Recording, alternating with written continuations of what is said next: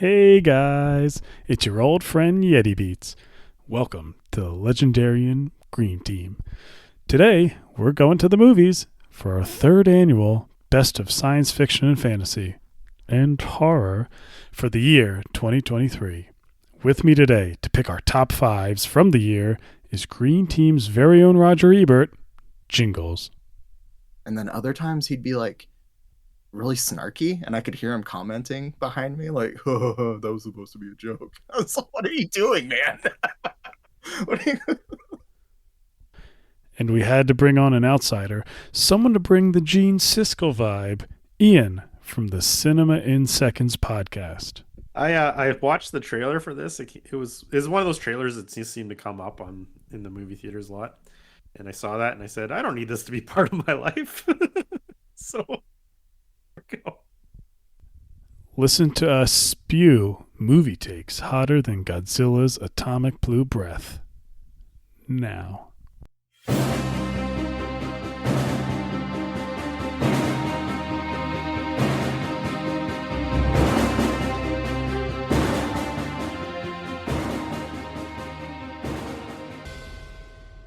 I've always wanted to go and visit the what are those islands off of? I just want to see the orcas. Free Willy 2. Oh, the San Juans? Yeah. San Juan. Yeah. Free Willy 2 was filmed there, and ever since we're like, oh, we gotta go. I think we were texting me, showing you about it. I was like, I gotta get there. That's what, funny story about, I think it's Free Willy 3. My grandpa was the mayor at the time. Oh, that's right. You told me that. Yeah. So cool. So, he's in the shot, one of the shots, right? Like a diner shot or something? Yeah, they had him at the diner having coffee. Yeah. I love those movies. All three of them, I'm telling you, they're great. This is our third year doing this. So, Jingles, it was just me, Ian, and Panda. Ian, do you remember your top five that year? I do not. Or do you have them up? Are we going to do that on the show? I have them up. Don't worry. Sweet. But yeah, so do you remember any of your five, Ian? I know Dune would be top. Dune would be the top. Number one. Yep. Let's see what else.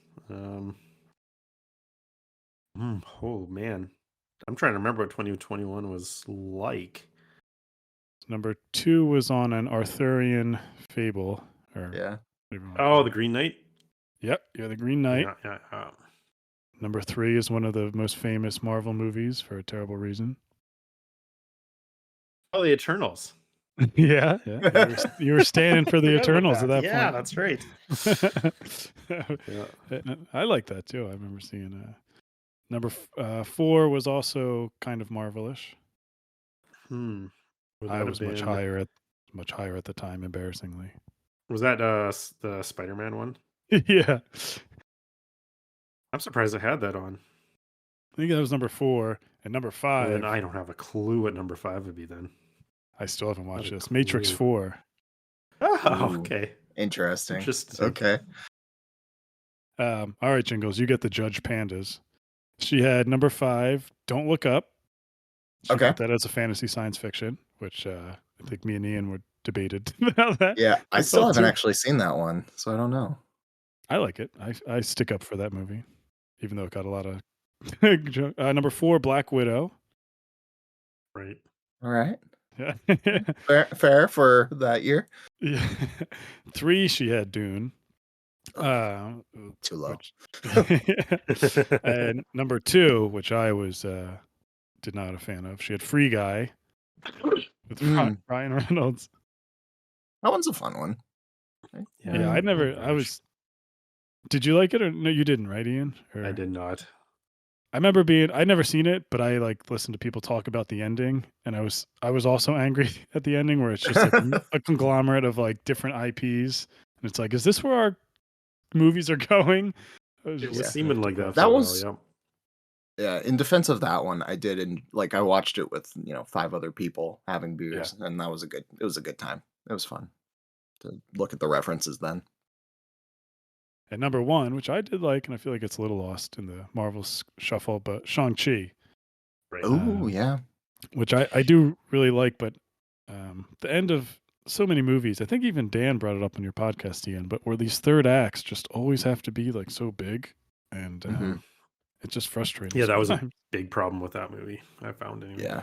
Shang-Chi was a great martial arts movie until it wasn't. Right. Like, Until- yeah. yeah, I still, and it's kind of a shame that we haven't really heard anything from Simu since then. Like, Oh. right, he's He in was the Barbie, second Ken. but yeah, We'll be talking yeah, about him, don't worry. yeah, but I mean, as far as Marvel goes, he's just kind of been completely absent. It is weird. Yeah, that's like one thing I'm like waiting for Marvel is like, when is Shang-Chi playing any role into it, or if he is, I don't know. Yeah, I mean, everything that was kind of promised from that movie, because that's when we also got Black Knight and Blade first referenced for the first time, right? Neither of them Yeah. have shown up in anything at all. Yeah, I don't think they know what they're doing. I don't think they're gonna have a Blade, the same actor play it, or who is Not at this rate. Mahershala Ali. So number 5, Ian's favorite movie. I had the Suicide Squad. Oh yeah, James Gunn. right. Number 4, I had Old. With my Oh yeah, M. yeah. Night I forgot about that one. Shyamalan. Yeah, that's a good standing. pick. Yeah. 3, which was also too low. Me and Panda agreed. Dune, which I'm fine with, honestly. I'm sorry. I Well, gotta rewatch. let's hear your 1 and 2 and see if we're fine with it. Wow, Yeah. my number 2 was my number 2. I'm not fine with was Spider-Man. The I was over the moon That should about not that be movie. ahead of Dune. Oh yeah. Well, I just seen it because we recorded like late December, so it's like right when it came out in theaters. So I just seen it with the theater where everyone's going nuts about like what happened, and I even said it on the podcast. I listened back. I was like, listen, I'm just excited from being in the theater of crazy people. I know once a year from now, it probably won't age well, and it didn't. Oh, It the didn't movie age was well. an absolute nostalgia trap, and it worked beautifully. It was funny. I listened back to the podcast, and Panda was like so spot on about it, where she's like, yeah, the beginning and like leading up to it didn't really make too much sense. It was kind of clunky and like things like that. But once you get to that third act, it pays off. And I was like, oh man, she had it. She knew it at the time. And my first, which I'm still fully by, one of my favorite movies is Mitchell's vs. the Machines from Netflix. Right. I adored that movie. Yeah. That makes Which sense. is following that Spider-Verse stuff. Yep. And that's hold on. Sorry, not to keep. Now we got to bring in Jingles. Do you guys remember yours from last year? I've got my list right here. Oh, you do? Can Oh, remember? good. Yeah. All right, you can go through it. We'll see. We can judge it. We have to look back at these and just judge ourselves. All right. Got to do it. That's what my number 5 was Wendell and Wild. Oh, that's the right. stop motion Henry Selick animation from Netflix. I still enjoy that movie. I think that's still a good recommendation. It speaks to like the problem with Netflix, because honestly, I forgot about it after that, and you never hear anything about it because it's a Netflix release and they don't care about their own releases. No, and it's funny. sad. Like I watched that and I still have like received no sort of, I don't know, recommend. I would think somehow my recommendations would aim me more towards this type of animation. Maybe there hasn't been any, but I just feel like I haven't seen anything like it since it was released. Number 4 was Crimes of the Future, the David Cronenberg movie. I stand by that. That movie is still just so weird. I still think about it every once in a while. It's probably not brave enough to watch it. It's probably the more accessible one too.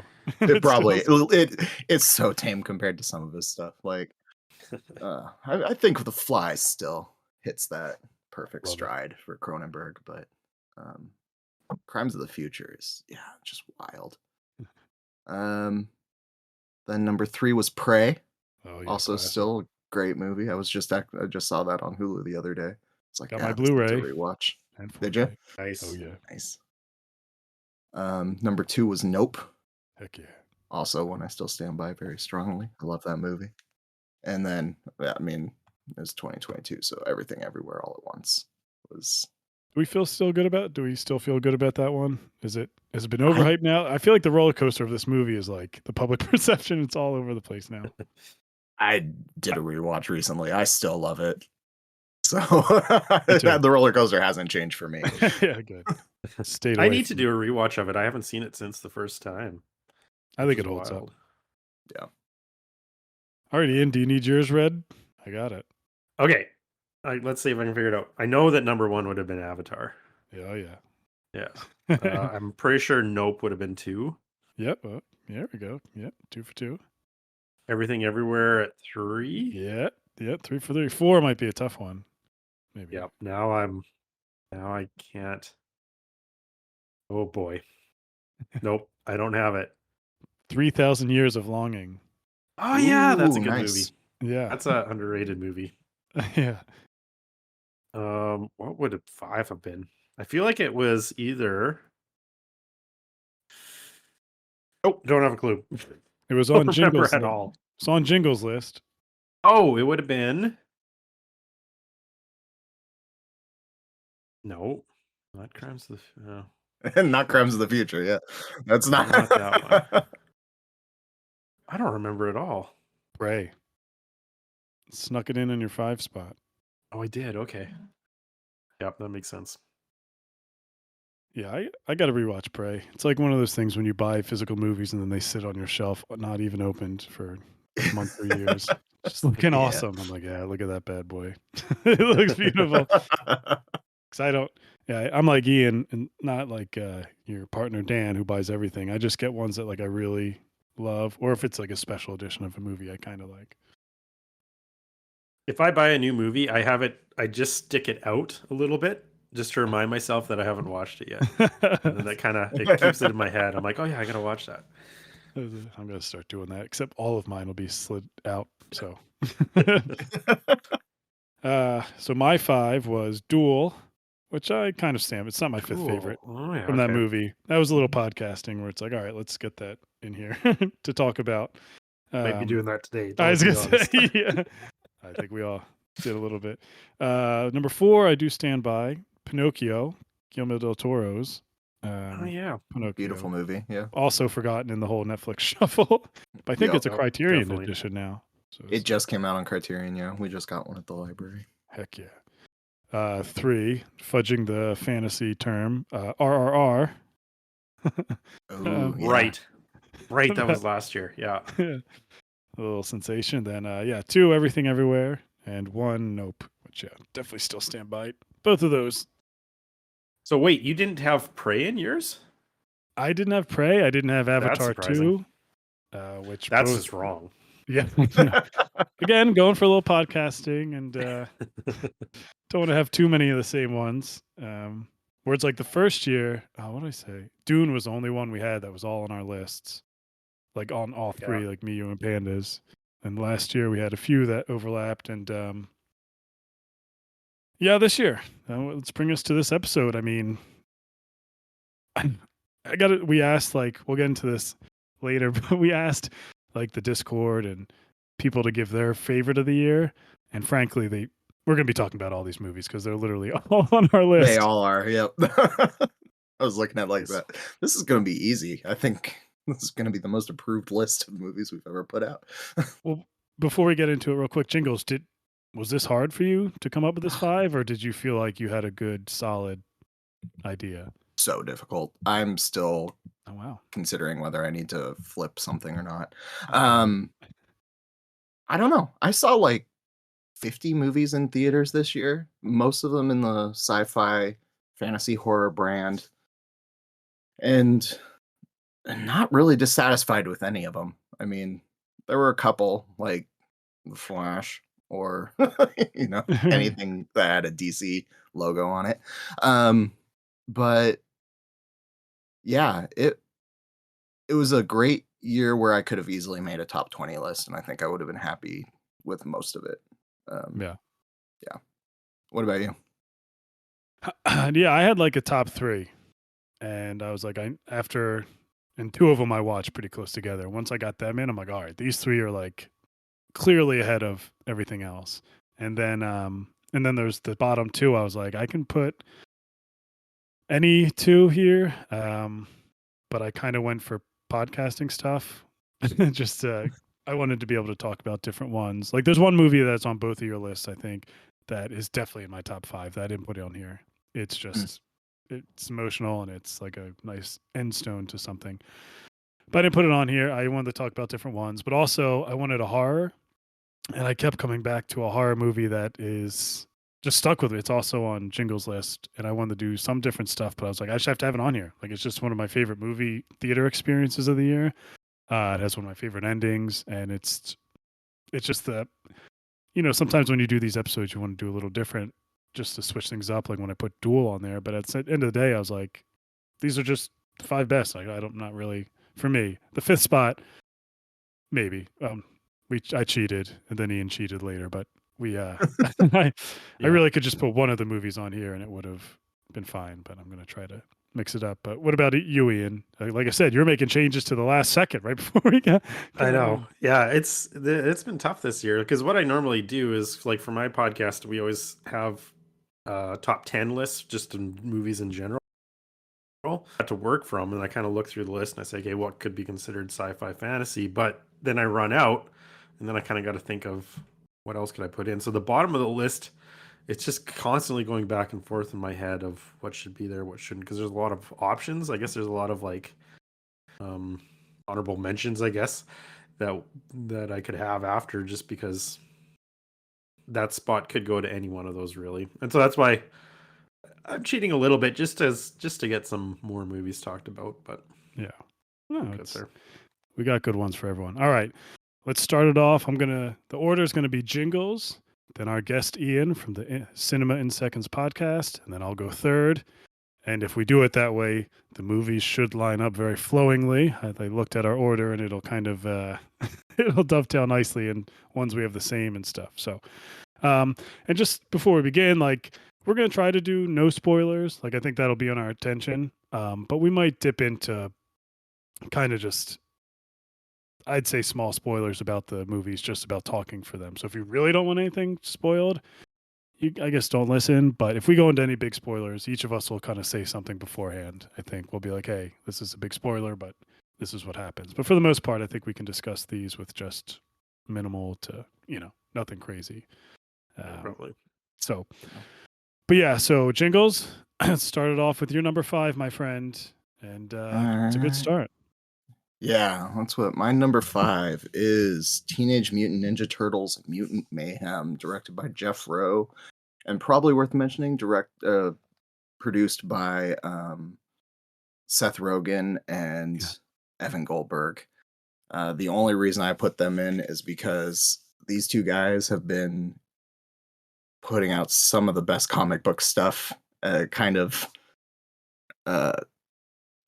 that's coming out right now. I mean, they're behind The Boys. They were behind Preacher, which was pretty good for the first season.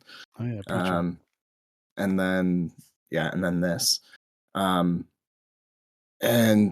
this movie is just, I gave this movie 5 out of 5 stars. I absolutely loved it. I'm a huge TMNT fan. Grew up with TMNT my entire life. It's one of those things that has always just kind of been in my life. I don't even know how I became a fan. I couldn't tell you. I had VHSs that my parents put me in front of, and that was the end of the story. But yeah, I just love everything about this movie, from all of the homages, the cameos, to the fact that they decided to use actual kids for the first time. That seems to always be just a profound epiphany for people, is, hey, why don't we make teenagers, whether it be these guys or Spider-Man, let's just actually get a kid to do the thing that we claim that they're going to do. And so, the voice acting is fantastic. These kids are having a lot of fun. The animation style is clearly inspired a little bit by the Spider-Verse movies. Ice Cube is super fun in this movie as the villain. I think he's amazing. I like, yeah. I rewatched it. I'm like, he's like fantastic as a voice actor. Like, really elevates the movie and sends it. Yeah, absolutely. And it's a very simple message, but it has a lot of fun with what it does, and it's a good hour and a half of your time. Right on. I do feel like we're at this stage where, Disney had its effect with animation, early, either in the late 80s or early 90s. And then when Pixar started getting hot, they had like their kind of take on it, and it became the thing. and now we're seeing like Spider-Verse's kind of influence on the culture. Where obviously you have Spider-Verse, you have Mitchell's versus the Machines, you have Puss in Boots: The Last Wish, and now this, where they all kind of are taking their own kind of. It's not exactly the same, but you can just tell that there's an influence from Into the Spider-Verse, and I think that's pretty cool. You know, who would have thought that that would have been like that? But Ian, did you see this movie? I did not. It just slipped under the radar for me. Must not be a true And I'm Ninja not sure Turtles why, fan. because I've always been a Ninja Turtles fan too. Like when Oh. when I was a kid, I loved Ninja Turtles. Well, I figure once you when you get a Yeah. chance, you should definitely check it out. I don't. Yeah. Going back to the art style a little bit, I do love that what Spider-Verse has really done. No one's trying to mimic the animation of Spider-Verse, but they're all kind of realizing you can do different things with animation and you can make Right. it very stylized. This movie in particular can kind of be hard to get into for that reason because there are just so many unsymmetric unsymmetrical angles and weird cuts in people's faces, and you just kind of got to get used to looking at it. But once you do, you can kind of start to appreciate, what it's actually doing. Even the Um, character designs for like even like Bebop and Rocksteady, like you yeah, said, they're yeah, they're not just so symmetrical. They're just weird. yeah, but it's cool. So one of my favorite parts about this movie is that it's such um not unique, but to me, the take on Splinter, who is played by Jackie Chan. And this is the first time he comes off as just like such an overbearing, lovingly parent, you know? And he also has like an afro in the flashbacks and the mustache, which is very funny. Um, but even on top of that is the way they film him, and when he's fighting, he fights like Jackie Chan, like in old Yep. school Jackie Chan movies where he's using props, he's getting hit into chairs and things like that. And they really take his persona into the character, and he's generally funny. Nice. Like we know Jackie Chan can be funny, and his line readings in this are some of the most. I'm not. If you are a Milk fan, there's a lot of Milk jokes in there for you, but um, it's really good. I I'm I think I said in my review, I'm just so attached to that first movie that like everything is like that's like a gold standard. And also part of this is like I'm 35 now. Like this movie isn't for me. No. This is for Yeah. younger kids who, and that's not demeaning to it. It's just like this is their time that they're going to be like, this movie's incredible. This is what gets them into the Turtles, where it's like I'm still thinking about Donatello laughing in the first one. You can see the guy inside his mask. I'm just still attached to Raph in a tub. So at a certain point, it's like I couldn't like give it that full 5 stars because I'm just like I always have my one at home. But it is great. It's probably the second best one in my opinion. Like especially as Jingles was saying with the kids, this is probably the first one that actually got them as teenagers or young. You know, Well, even just judging from the trailer, doesn't like one of them hasn't one of their voices not even cracked yet Yep. Yep. from the voice acting, which is kind of funny. Whenever the guy tries to hit a high register, it's always stab sounding like he just gets absolutely high, squeaky.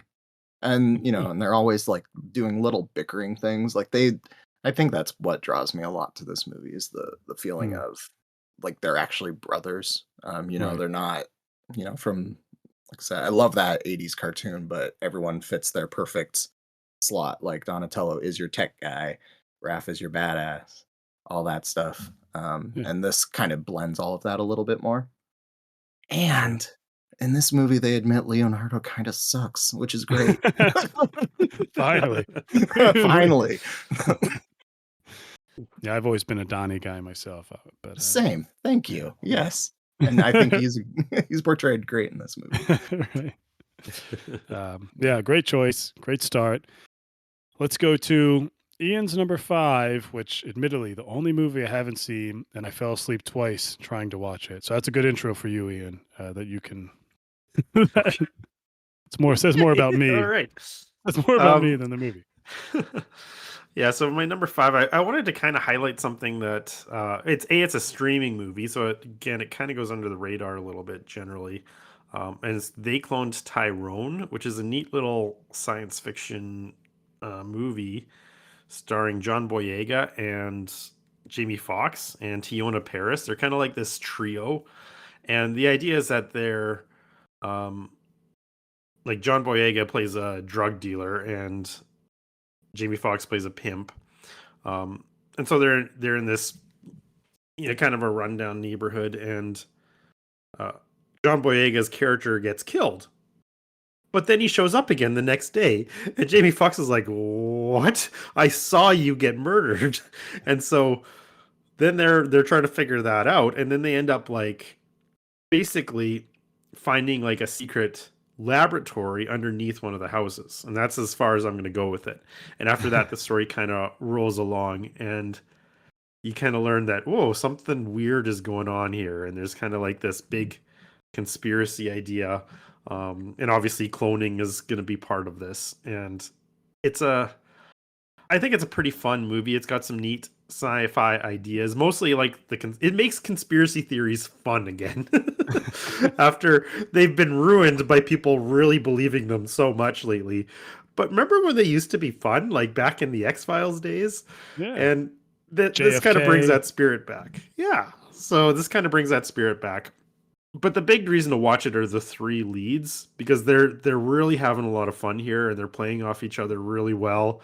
And Tiona Paris, who's not somebody I really know, she was excellent in this movie. Like, she was so funny and spirited. And so it's almost worth recommending just for her performance alone. So, Jingles, did you see this? Oh yeah, I love this movie. I agree with you, Ian. Tiona Paris is by far the highlight for me. I really hadn't seen her in too much else besides The Marvels and Candyman, but yeah, the whole atmosphere of this entire movie is just so bizarre, and I love how it's handled, especially like the twist at the end. Like the fact that John Boyega is coming back isn't even the twist. I feel like there's No, like not at all. there's a 2 minute thing. There's a 2 minute thing at the end where it's just like, oh, okay, well, that's a weird kind of coda to this movie, but great. So Yeah. um, I kind of like that though. So yeah, if you haven't like even heard of this movie or kind of forgot about it, because again, it's a Netflix movie and they like to forget about their own stuff. Maybe seek it out and check it out. Yeah, it's so true. I like when this dropped, I saw it on Netflix. I'm like, oh, this looks like straight to video garbage. But like on Letterboxd, everyone was rating it like 4 stars and above. I'm like, oh, so it's like actually a hit that Netflix just isn't giving any like credence to. And oddly enough, they released it the same weekend as the Barbieheimer weekend. They released it the same weekend. So yeah, of course it's going to get lost in the shuffle. Yeah, I don't think I watched it until like 2 or 3 months after it had released, because I just kind of forgot it was there. And then it got, I think it had pretty strong word of mouth though, because I did see it kind of circulating everywhere. Yeah, it's a weird comparison, but it could easily be matched up to like Black Dynamite and like that weird blaxploitation satire. Yeah, that makes sense. Which this movie's a little bit more serious, which is also odd to say because it's very much a comedy through and through, but it's not as tongue in cheek as Black Dynamite is. So, well, good for John Boyega, because ever since Attack the Block, just one good things for him. Yeah. So we'll go into my number 5, and the first cheating of the podcast is coming up. So I did. I combined Barbie and Poor Things. Barbie by Greta Gerwig, Poor Things by Yorgos Lanthimos, and I did it because there's kind of like a cheap comparison to make with the two of them. I mean, I think everyone knows what Barbie's about at this point. Everyone has seen Barbie. Poor Things is essentially like Frankenstein, but it's Emma Stone. So a young baby's mind is put into Emma Stone's body, and she just kind of works her way up into the world in Yorgos Lanthimos' weird world. And I guess I'll start with Poor Things, where wait, Jingles, you've seen Poor Things, right? Mm-hmm. And Ian, you have not. Haven't had a chance. No, it just came out here, and it's only playing like one showing at like 10:30 at night. That's Yeah. way past my bedtime. It's also way too long for that. I know it is. So, like the reason I really like this movie is because the central performance by Emma Stone, and she has a lot of similarities with Barbie in the sense where it's kind of like a patriarchal world where men are kind of trying to put them in a box at a certain point, definitely in Poor Things. And the character of Bella, she just stands out so much because she has no shame as she's navigating, moving from her home and moving into the world. She has no fear of authority. She has like no qualms about whatever the social conventions are. And it's just so interesting to see people who try to put her in a box just be miserable at a certain point, or just think, particularly Mark Ruffalo's character, who is just has a ton of in common with Ken, like is literally a Ken of his own in this weird world. Yeah.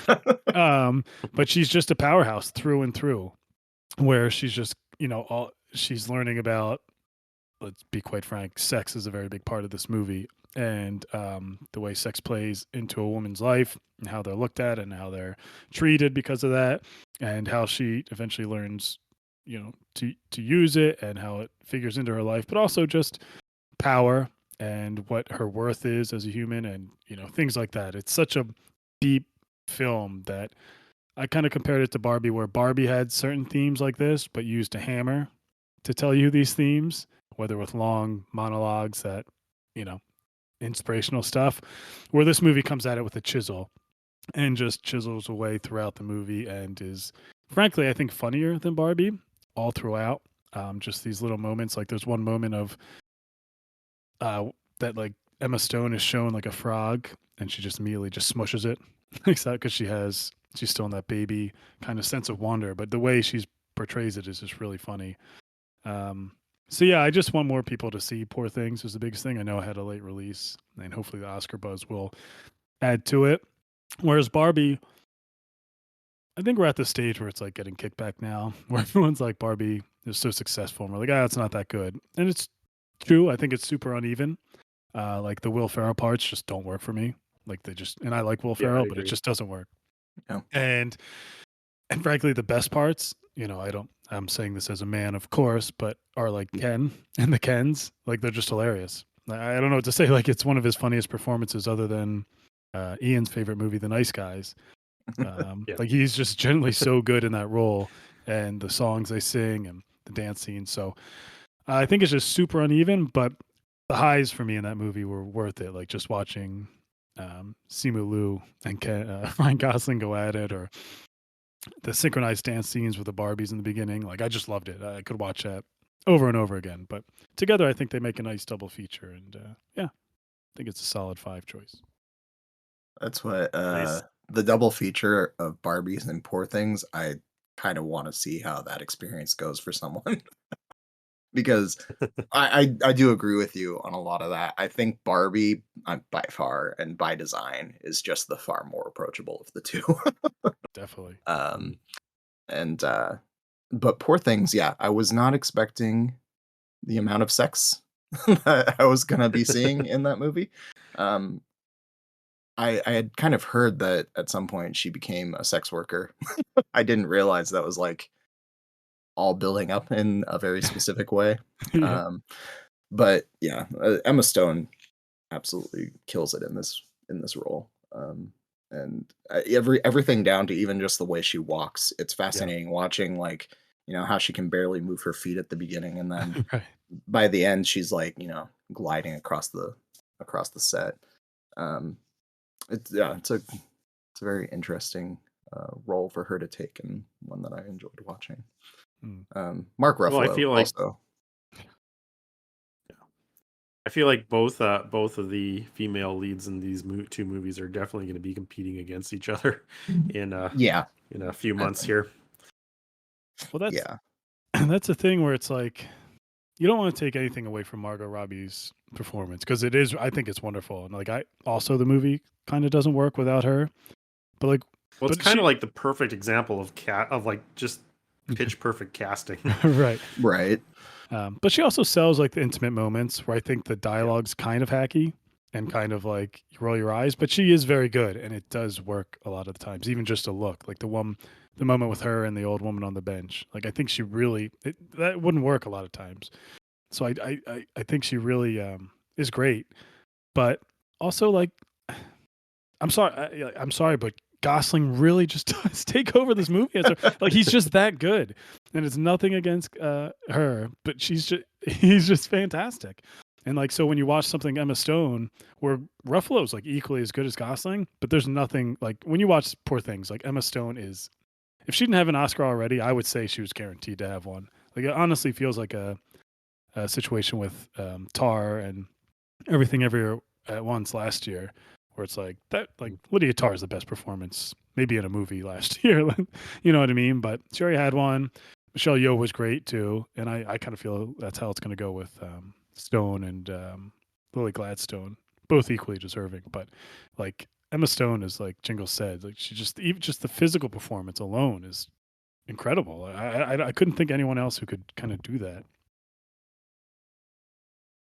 Nice. Well, I'm intrigued. I want to check it out, but not at 10:30. Yeah. Not at 10:30 at night. Maybe 10:30 in the morning. So one hell of a way to start your day. Ideally, not at a film festival where everyone in the audience with me was all like over 65 years old. Yeah, that's why I had one guy in my theater. I couldn't tell if he was liking the movie or not because he genuinely. Sometimes he would laugh, and it felt genuine, and then other times he'd be like really snarky, and I could hear him commenting behind me, like, "Oh, that was supposed to be a joke." I was like, "What are you doing, man?" What are you... That's the weirdest experience I've ever had with someone. Oh man, it's good. All right, Jingles. Let's go to your number 4 and let's start grossing it up. Well, I guess we just did, but really grossing it up. Really, yeah. No sex in this one, but a lot of Thank body God. parts. Yeah, that's Evil Dead Rise. Lee Cronin, who I don't think seen anything else by him. Yeah, but Evil Dead Rise is a gore fest, and it's very intentionally a gore fest, and I loved every hacking minute of it. There is some vague message about family ties and family units, and maybe the nightmares that might come or the dreads that might come out of being pregnant, and worrying about how you are going to be as a mother. And Evil Dead Rise handles it in a really fun way, I think. This movie is part of the universe that came after Army of Darkness. I think at that movie you kind of see a branch where there's the Bruce Campbell stuff of the Ash versus Evil Dead show, and then there's the remake that happened in 2014. That's what I was going to say. Yeah. So. So the one thing about those two movies, and I think Evil Dead has probably been one of the most consistent horror franchises probably of all time, including that TV show. Like that TV show for Sam Raimi is it's a ton of fun, but it very much takes that Army of Darkness angle where everything becomes a little bit more slapstick. Yeah. And then this other branch is very much on the if there's any humor, it's incredibly dark humor. And yeah, I just everything down from the watching someone eat glass and watching the glass go down their throat, or specific uses of a cheese grater. Yeah, it's all fun to watch just because it's all practical, I think it's all practical. It looks practical. Yeah. And just if you're up for that sort of thing, it's going to be a good time. You're going to enjoy it. I love this movie. It's my second favorite horror movie of the year. It's my second favorite Evil Dead movie. It it takes place. This one takes place in an apartment complex Oh yeah, instead of a cabin. So they switch up the setting, and I think it totally worked. Like I absolutely loved this new setting. Though I will say this probably has in all of 23 the best opening sequence of a film. It's like honestly iconic. How the titles eventually we see the title of Evil Dead Rise. When I saw this in theaters, I'm like, I'm ready. I'm ready for everything yeah. that's coming in this film. It's so good. Definitely gruesome. It's funny in parts, like Jingle said. Not super funny, but it's like there's a line readings. Like I think you've made a scene on Twitter or the trailer, like "Mommy's with the maggots now." Like it's Yep. scary and unsettling, but also you can't help but laugh. You're like, what? And so I absolutely enjoyed this one. I like what Jingle said, where there's this kind of theme about, you know, what happens is a sister is visiting her sister, and her sister has 3 children, and so she just recently found out, this one sister who's visiting, that she's pregnant, and you know the person who gets abducted is the older sister with children, or by the spirit, and the whole thing is about this fear of being a parent, and like when you become a parent, you need to keep your children alive. That's the main goal. You want to keep them healthy and you want to keep them alive. And this film literalizes that to an extent. Once the mom goes evil dead, there's 3 children that are need protecting by this our main character, and it goes how it goes, and just what the trials and the hardships of trying to do something like that, and just the fear of, like, she doesn't have a baby yet. So that's just a common fear before you have a kid. It's just like, what am I going to do? When things go wrong. But they, of course, put it into the aspect of an evil spirit just hocking eyeballs into other people's throats so they choke. Ian, I know I we're knew, really sawing it for you, Ian. yeah, I can tell that this is right up your alley. I watched the trailer for this. It was one of those trailers that seemed to come up in the movie theaters a lot, and I saw that and I said, I don't need this to be part of my life. So go. Yeah, that's fair. Right? I was watching it. My first thought was, yeah, this isn't for Ian. No. But you like the other Evil Deads, the Raimi ones, right? Or you watch them, I should say. I don't know if you like them. I like Armory of Darkness quite a bit. I like the I feel you. slapsticky humor of that movie. I'm not a huge fan of the other ones, to be perfectly honest. I respect them, Right. and what they do, and I respect like Sam Raimi's kind of off the wall way that he does these kind of movies, but yeah, I'm not in love with them. Yeah, that's fair. I mean, I think it's a very it's one of those franchises. Like, I think the other competitor would be Scream, Yeah, but that's what I was gonna say. Scream's a very easy thing to show people because they expect Yeah. the slasherness of it. This, I don't know if people always expect like the kind of the crazed behavior of the people that are dealing with the situations. And then you add, yeah, just a ton of gore on top of that, and it just gets really to be too much. So, but if you can get through it, it's I think they're worth your time. No, I would just push back a little bit with the Scream thing, where I think it's like there's so many slashers that it's like a test. Because when you said that this is the most consistent one, my first thought was Scream would be the other one, and the fact that they are still entertaining and still like not boring, I Yeah, think is a little. So it's a little harder to do than like just make a slasher. But you're right. It's either Evil Dead or Scream. I mean, Evil Dead, they haven't had a bad, including the show. There's no bad movie, no, and arguably they're getting better as they go. yeah. Arguably.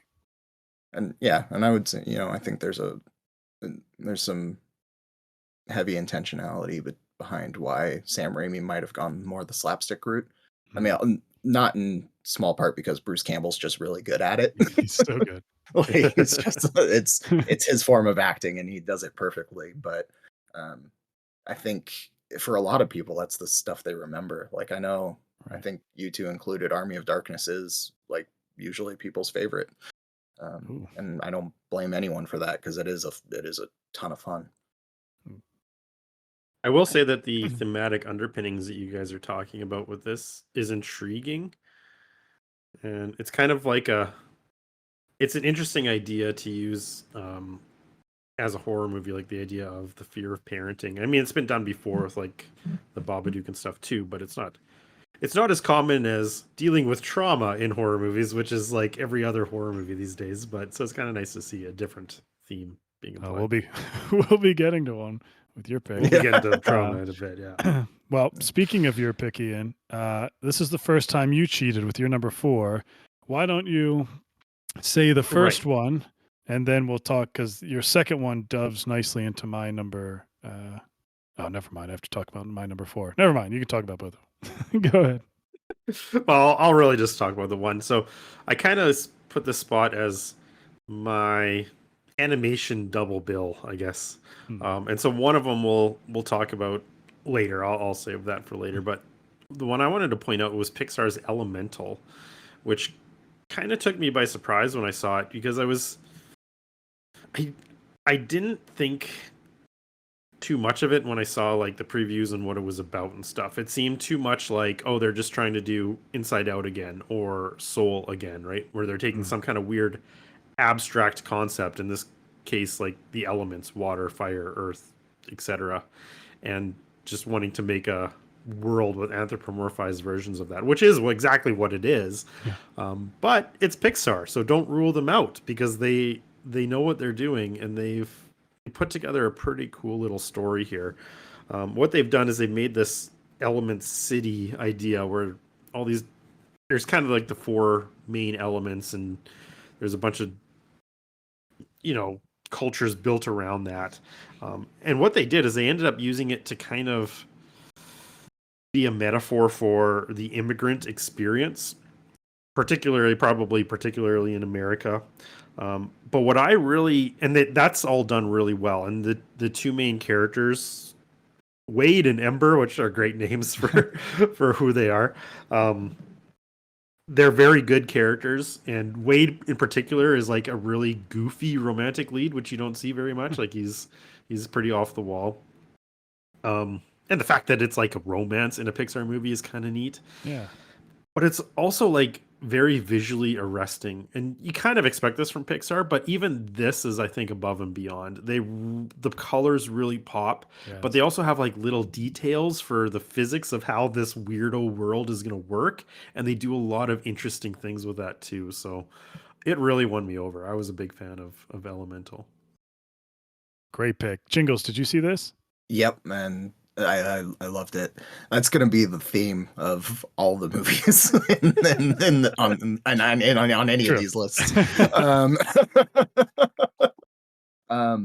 But yeah, I found Elemental. I think that was another one that kind of got lost in the Barbieheimer shuffle. I think it came out in July, and I just never got around to it until it was on Disney Plus. I had a Friday night, and I was like, I didn't check this out. I'll watch it, and then saw how beautiful it was and instantly regretted not trying to take the chance to see it in the theater, because you're right, Ian. The details of the city and how they make the city work is just so impressive, and I love watching the physics of it and watching how they keep, and it plays into the theme, how they kind of keep all of the elements separate in very specific ways, to try and mitigate disaster, which as the movie goes on, you find is kind of a useless notion, but it's a great movie. So in Ian's podcast, Cinema in Seconds, him and his host Dan talked about this. I want to correct Daniel. He said this was a bomb.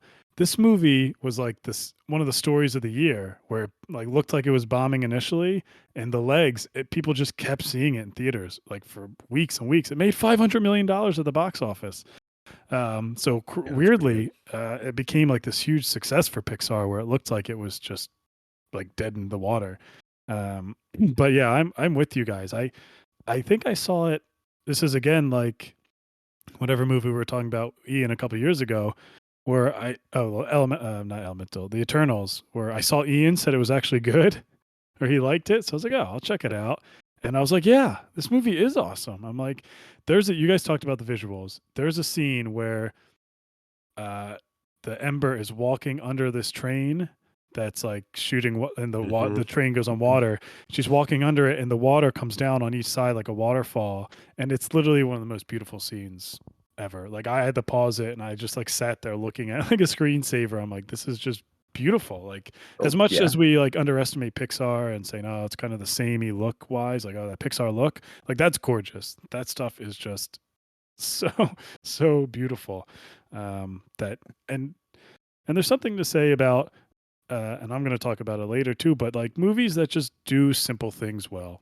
This is a simple love story, but it does it really well.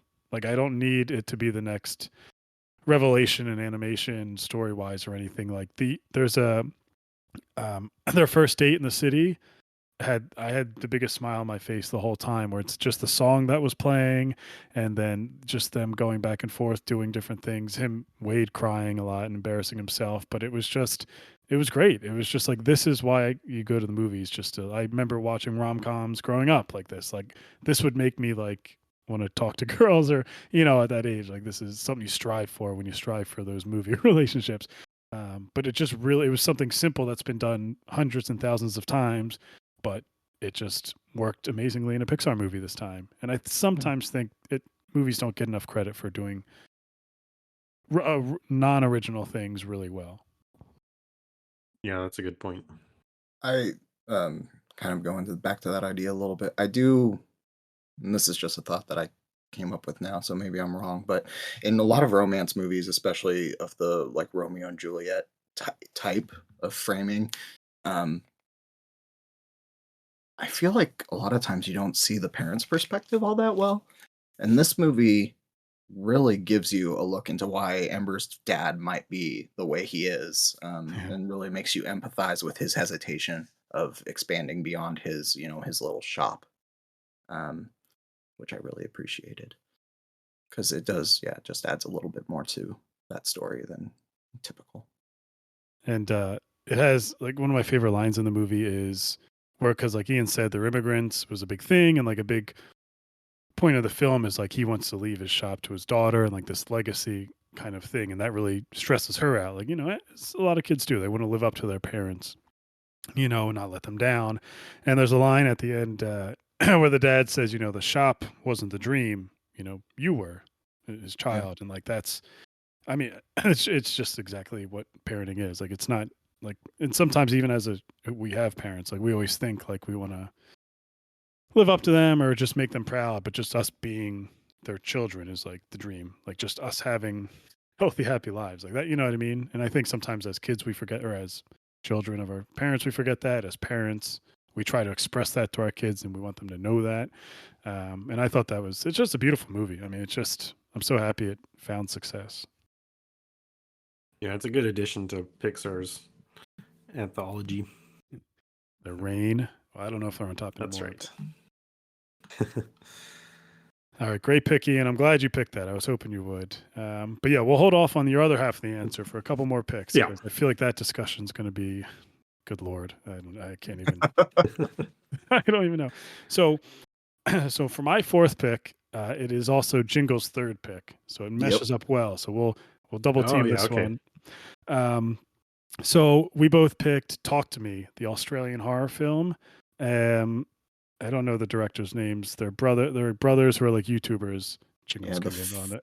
Michael and Danny Filippo. Sorry. Yep. So like famous YouTubers, and this is their first foray into making a movie.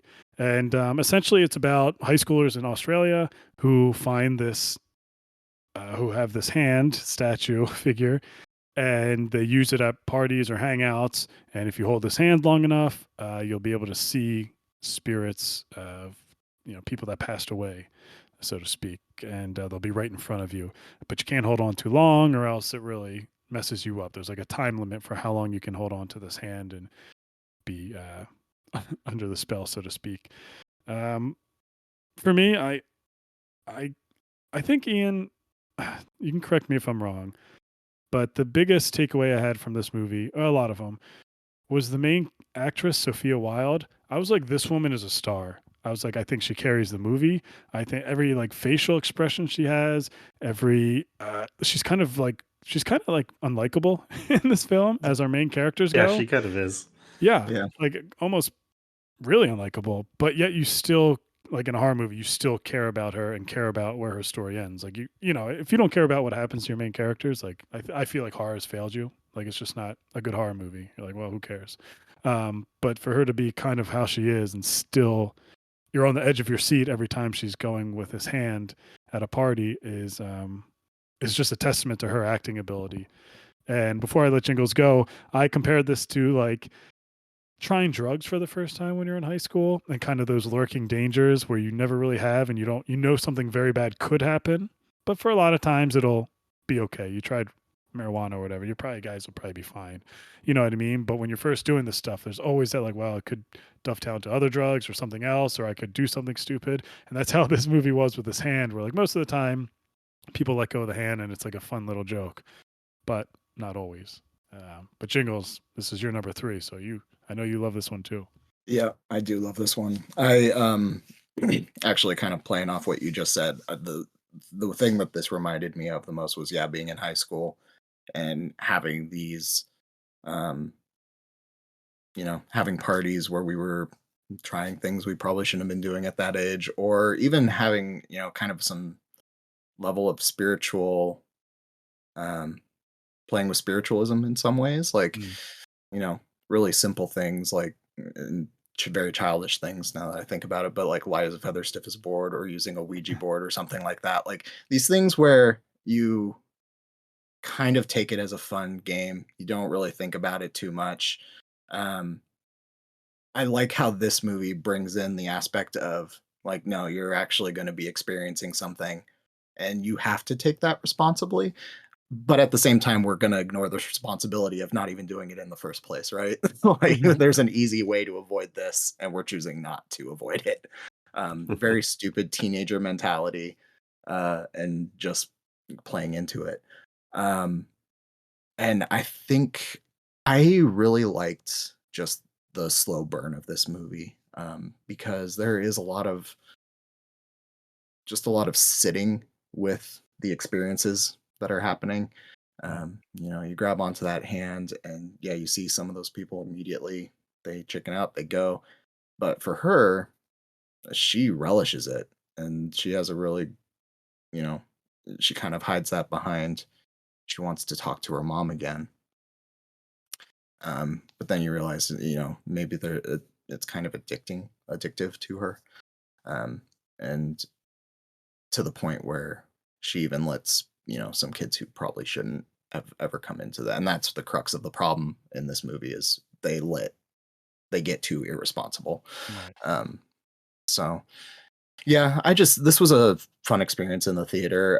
It kind of reminded me of when I saw Hereditary. Okay. And kind of watching people experience this movie is also just a big part of why I enjoyed it. I I don't know, maybe some of our Australian listeners can enlighten me on this. There's a part at the beginning of this movie where there's a kangaroo that's roadkill, and I didn't know what to make of it. It seemed pretty significant, but I actually don't know how common a thing that is in Australia. I've Um, heard it is actually quite common. is it quite It's kind of common? like Okay. deer here. Deer Yeah. here. Yeah, that's kind of what I thought. So maybe I was overthinking that a little bit, but it was an interesting way to start the movie because it was just so foreign to me. Yeah. Well, Ian, you can go ahead and poo-poo on it now. We gushed. Oh man, set me up. I mean, I like the movie. I just didn't love it. There were some things that bugged me about it. I think that the idea of the ghosts is too generic. Like the visual picture of them is kind of too much like all these horror movies that have come out in the last 10 years or so, like Insidious, and like they all kind of have the same look at this really spooky thing that's going to flash up in front of you. And Right. I think they did that a little too much here. Mhm. But I was engaged with the story the entire time. Like I did find it compelling, and I wanted to kind of know where it was going to go. And I will say that the end is awesome. Like Yeah. the very final ending is fantastic. I love how they did that. That was like, I was gonna say that ending had me like laughing, and then I just stopped and was like, oh my god, like just a sense of dread and just Yeah. it was perfect ending for that. Also, to Jingle's point, he made a good point where people can't stop doing it, playing this game, and it reminded me again of drugs, where like because our main character is suffering from the loss of her mom at a certain point, and where if you have any pain at a certain point, you'll use drugs or alcohol to numb that pain. And I felt like this hand mimicked that for her, where she kept doing it to kind of either give herself some reprieve about her mother's death, because that's who kept showing up for her. The dead person was her mom, or Yeah. what we assume to be her mom. And so I think that plays into how drugs can also have that ability where, not that I've done every drug, but, people drink because they're very sad or in pain or things like that. Or Oxycontin, as we know, is a terrible addiction because it literally stops your pain. So I think that was I took that how they were going for it with that addiction aspect, wherever she kept having to play this. I definitely agree with you there. I did like some of the edits around when she starts having her dream episodes. I thought the edits around a lot of that were interesting. Yeah, it was. I mean, for YouTubers, it was filmed really Yeah. interesting. I mean, they have talent. I'm curious what they do next. Yeah. You know, But it continues to kind of fall into that, um, like you've become and you've gotten yourself in such a haze, you don't know what's real anymore. right? And It did. Yeah. yeah, Well, I know what's real is another horror movie about trauma, and that's where we're going with Ian's pick for number 3.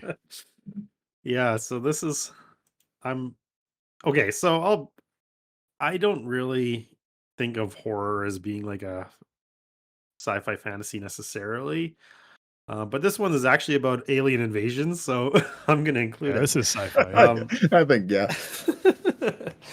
So this one's No One Will Save You, which would kind of just showed up and surprised a bunch of people. Here in Canada, it was Disney, because our Disney Perfect. Plus is quite a bit different. But I think it was Hulu. Yeah, You it guys? was- Yeah, which it's Yeah. still Disney's our distributor. It's just on a different platform, Right. which is Yeah. exhausting. Yeah. Yeah. So, and as when it came out, it was October, and I decided. So I was big into the horror watches, so I watched it, and I kind of like set aside some time, turned down the lights, watched it by myself, all of that, and it worked. It really worked for me. It was a really good scare fest.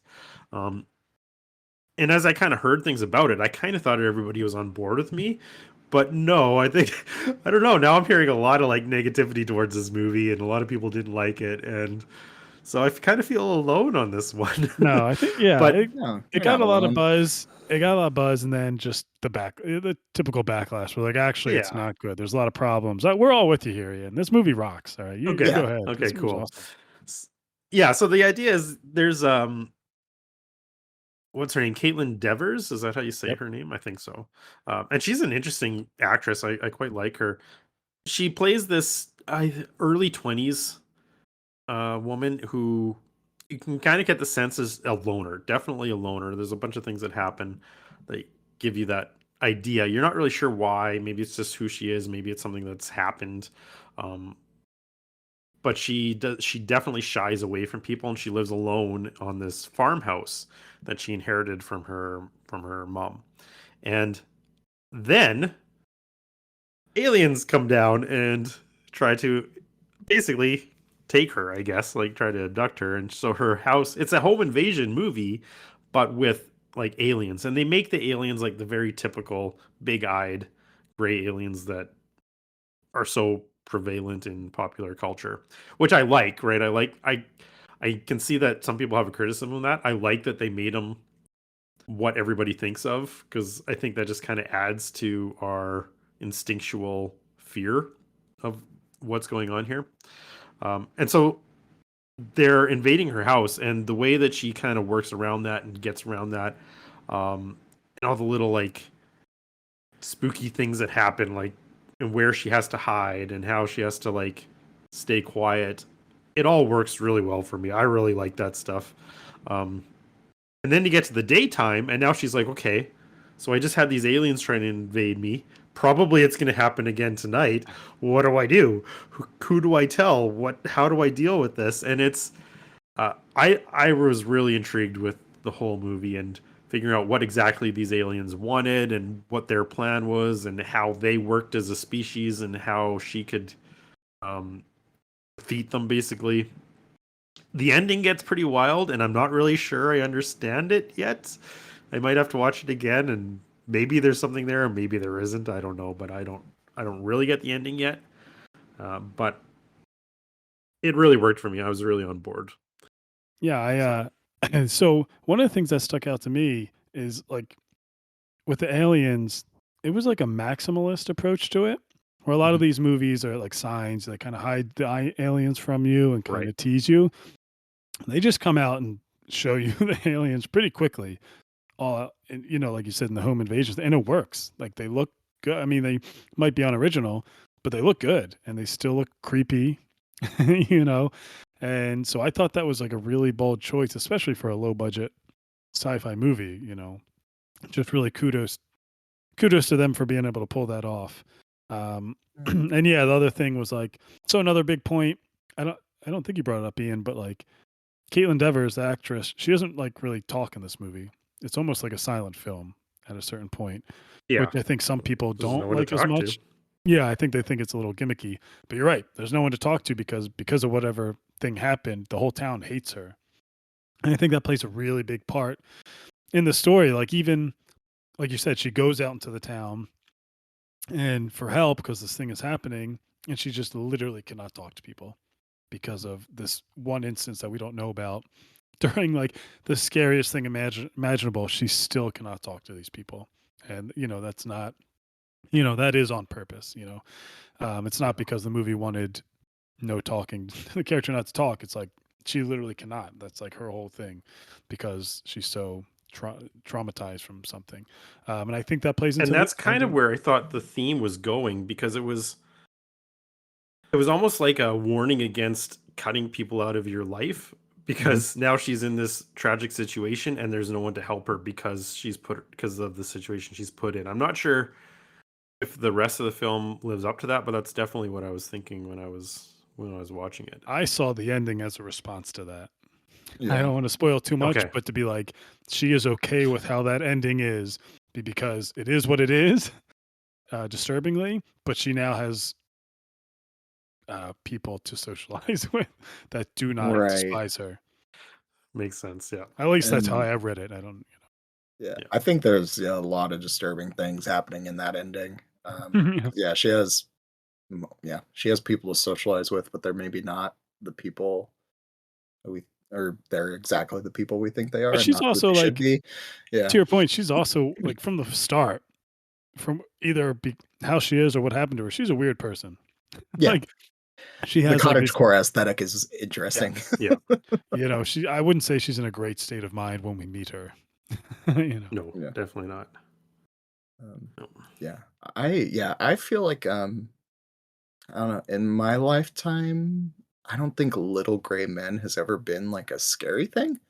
Like even like going back to look at signs and stuff, they're never little gray men. They're like weird elongated gray men and you know, have more of a creepy aesthetic. We never see like the huge rounded bulb of a head with like, you know, little weird 3-fingered hands and all those. That's usually like the joke. That's the joke alien. So seeing a movie actually try to take that and make it scary and intimidating is fun for me, I think. And also some of the designs later on in the movie get really cool. Like I love the guy that is so tall that he can like creep over the roof. That was horrifying. Yeah. That was pretty creepy. I've always found aliens scary. I don't know, small or not. They've always freaked me out. I think the scariest parts for me were what Ian alluded to was home invasion stuff. Like that Yeah. scares any movie. Like The Strangers, that stuff scares. Like the Manson real life stuff, that is horrifying to me. So I think the director really played well with just creepily doors opening and her hiding and just being, not obviously alone, but cut off from everyone because of how she lives her life. She doesn't have family, she doesn't have anyone.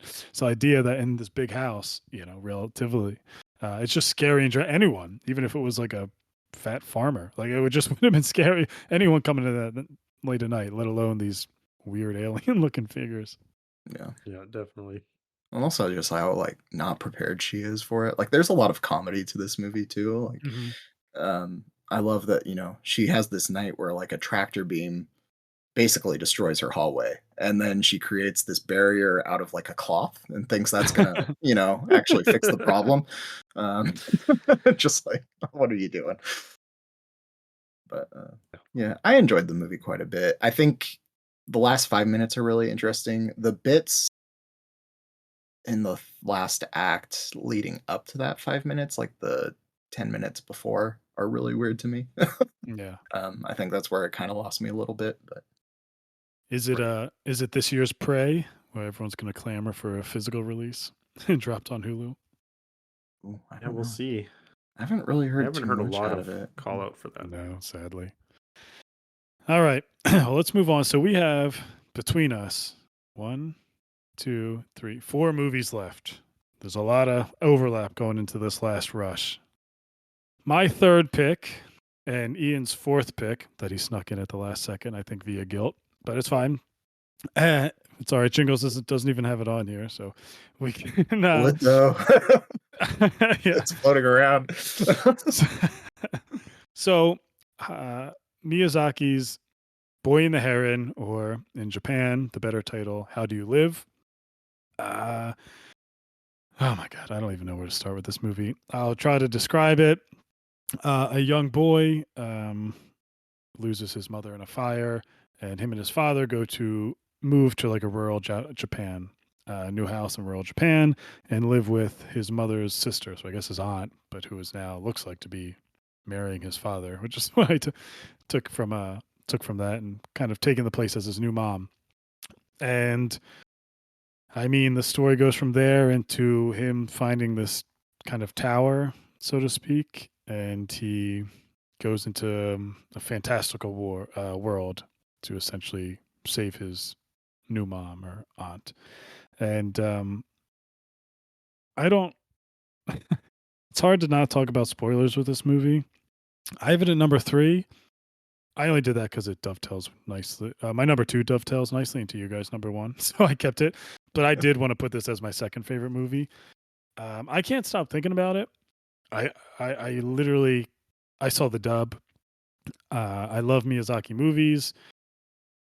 I guess I'll just talk. There's this one theme. There's so many themes, right? And we'll all bring up whatever we want to talk about that spoke to us from this movie. But and we talked a lot about it in the Discord for the Legendarium, which everyone feel free to go join. It's very fun. But one thing I took away from it was this idea of forgetting or memory. And I found it so incredibly powerful.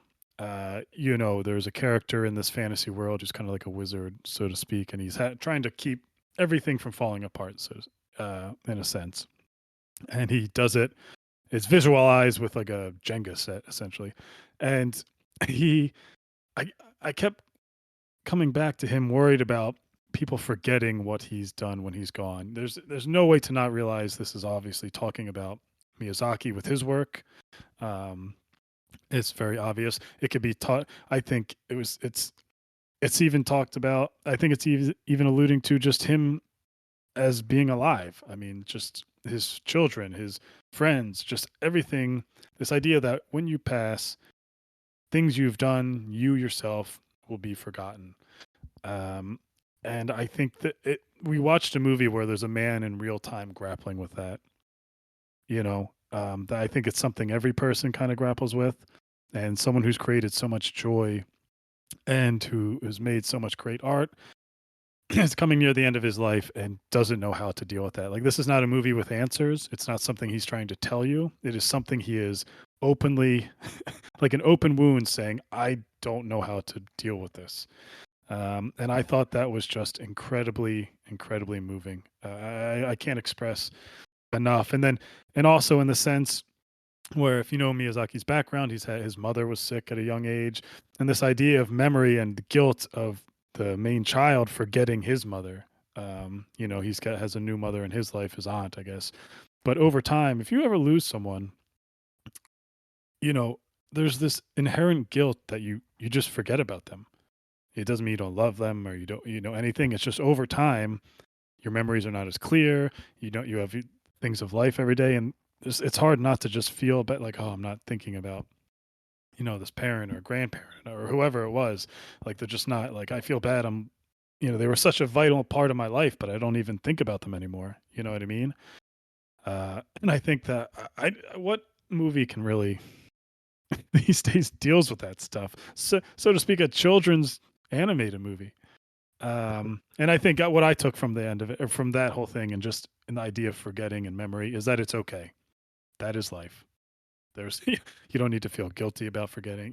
It's okay that people will not, even your children, if you have children or your family or your friends, they will forget about you when you're gone, and it's okay eventually, just because that is how life works. Not to mention hundreds of years from now, but even 2 years after you're gone. You know what I mean? Like, but it's okay.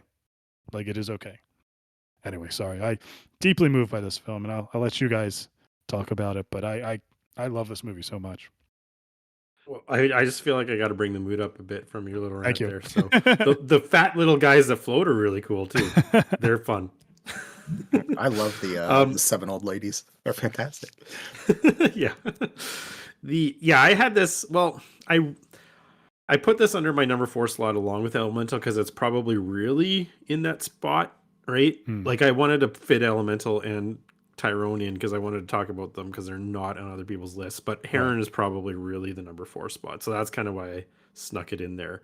Because this is a movie I've really been grappling with since I've seen it, because I was really having trouble with what is it trying to say, and I think expectations were my enemy for this one because the Japanese title, How Do You Live, made me think it was going to be something different, and all the praise it was getting was making me expect things that it didn't give me. And so the emotional part at the end, I wasn't quite as taken with it as other people.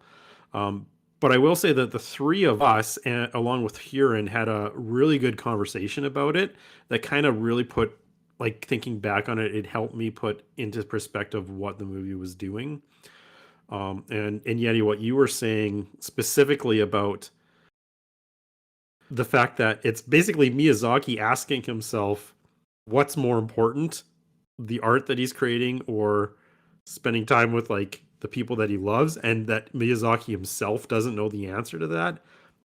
That really spoke to me about that, and that really kind of helped me settle on this movie a little bit more. So yeah, I do think it's his magnum opus. It's a pretty good summary of who he is as a filmmaker and what he's doing. Yeah, I agree.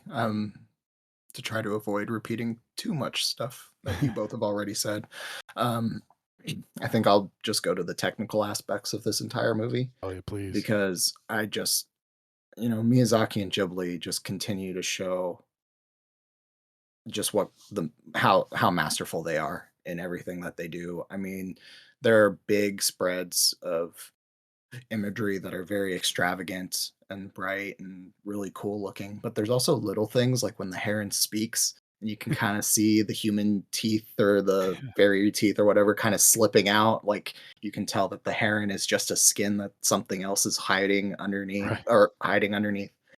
um just little things like that continue to show how impressive their animation style is. I love every bit of that. And then also just this movie, in many ways is thematically, yes, but also just from a technical perspective is just much more adult than a lot of. I mean, even the other animation we have here, all of them are very fast paced, and they're all looking to move you through the story um, with very short frames or just going very quick frame rates of going very fast. This movie sits for a long time on a ton of stuff, and I think that's where a lot of my like emotional attachment comes to it, is because we are doing things like just watching a boy wake up or find a Right. journal and sit there and read it. um, and it's just not an animation style that you see very often anymore. Like there's a there's a huge comfort to it. Like I think while I was watching this movie, there were a couple of times where I was dozing a little bit, and that's not because I was bored. It's just because I was so comfortable Yeah. watching what I was, experiencing what I was watching, and it was kind of hard to just not feel that comfort of being in a Miyazaki film again. So Yeah, I think you guys are right, and definitely Ian, where it's like it's it's not his most accessible movie. Like you shouldn't come out of the gate and be like, I want to start with How Do You Live, or The Boy and the Heron, because it's kind of janky. Like like I can understand like when I was watching it too, it just doesn't like flow as well. You start with that. I felt like you start with that kind of fire and stuff. And it feels like a lot of this just felt like in Miyazaki's head. That's a past memory, and then you get to where he's moving, and it's kind of flows a little more normal. You're like, oh, at this new place, and you can kind of see you're waiting for the story to begin.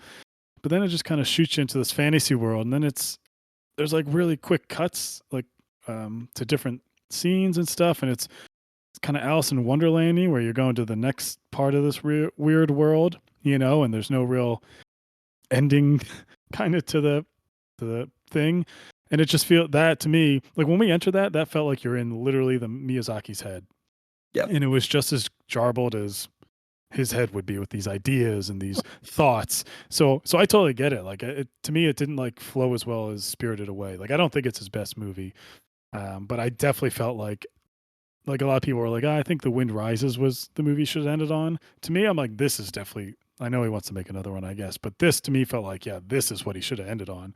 This is like everything he wanted to say. It seems like came out, and I don't even think it came out perfectly. Like I do think it's a lot to grapple with, but it came out, and if you sit with it and you keep watching it, you'll find stuff. But like you guys said, it's also just beautiful and funny. Like those little ladies, are funny. The weird bodyguard birds are funny. Is the way I do.